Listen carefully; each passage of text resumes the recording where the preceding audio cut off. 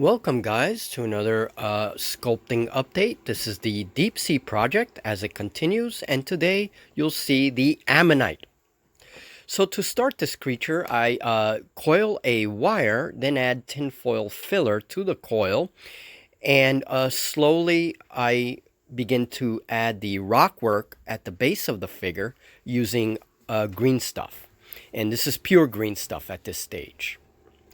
And then I take a green stuff mix with Super Sculpey and I begin to add it to the armature and then smoothing it out, leaving a little bit of an organic-like texture to it. So I don't smooth it out as perfectly, just leave a few bumps and ridges here. Then I add a little bit of pure green stuff to that and slowly begin to sculpt the ridges on the shell. And so here I'm showing you how I make those lines very patiently. This is the part of the work that requires a lot of patience. Working very slowly with a metallic paddle tool. It's actually one of the wax carver tools that I use for sculpting, and excellent for sculpting with green stuff and green stuff mixes. Now remember, this part is pure green stuff, and the core of the figure is a mix of green stuff and Super Sculpey clay. What I do is, if things remain a little soft, I just take my hot gun, my heat gun, on a low heat and blast the figure with a little bit of heat, and then just let it dry. And that will trigger any of the hardener that hasn't triggered, and the figure will get nice and hard. So there it is. I'm just showing you the work. Here I take a little water and smoothen everything out. Right? I don't want it too bumpy. I want a little bit of smooth areas, right? So there you go. And I still go back and do some of the areas that are maybe not as well formed. You know, I go back with the paddle tool and kind of keep working them, basically until I'm satisfied. And there are the ridges for the ammonite. So I take the deep oars diver and I kind of compare the scale from time to time to be sure I'm on the right end of things. Now for the tentacles, I take a bouquet of wire, that's what I'm going to call it, and wrap some fine floral wire at the base of the clump of these wires. This will form the tentacles and the body. A little bit of green stuff helps form the body of the ammonite. And here is what I have today for the ammonite. And this is based on a real prehistoric ammonite. And these creatures were very, very large in some cases.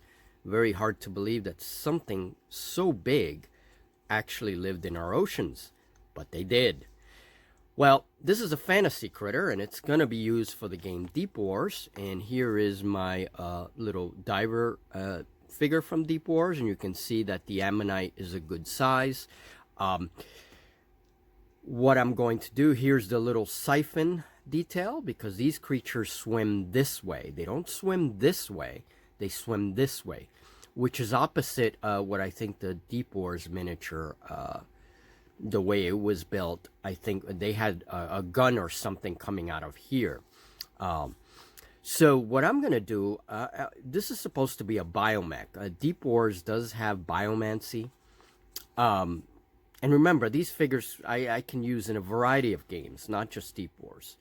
So I'm thinking of maybe adding some kind of projection here on either side of the shell, and then having like a weird little tentacle come out with the shooting piece. Okay, I haven't quite decided yet, or if this is going to be just a melee figure, right? And then just add the blades on the tentacles.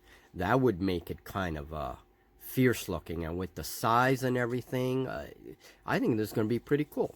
So now I did the rocks, and I'm adding some terrace sponges there. Those I will paint different colors. For the creature, I'm not sure yet if I'm going to keep the body, the soft tissue, soft like that. I may. The eyes there I got to work on. I'm not sure how I'm going to do them. If I'm going to do them like the real creature, like big googly eyes, or if I'm going to do stalks like a snail, stalks which would obviously allow the creature to see, you know, in this direction, since that's the direction that it swims. It swims backwards. So, you know, a couple of decisions, but I will make those decisions accordingly. And the siphon here is actually a jet. It shoots a jet of water, which propels the creature forward when it, or rearward actually, when it wants to escape. So there's also a piece missing here. I'm going to be putting an armored piece. These creatures had like an armored shell here. Most modern Nautilus, which are cousins of these guys, have that armored piece there, and I'm going to add that there, and that'll seal off that little piece up in front. So there it is. There is my ammonite. Now working on these tentacles is going to be tricky. I'm going to wait till everything dries. It's time to stop, let it all dry.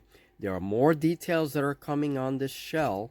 It's not going to stay like that, and basically that's it. So I'm going to add my own flair to this figure, and I just about stopped looking at the prehistoric depictions. Now I'm just going to do my own thing.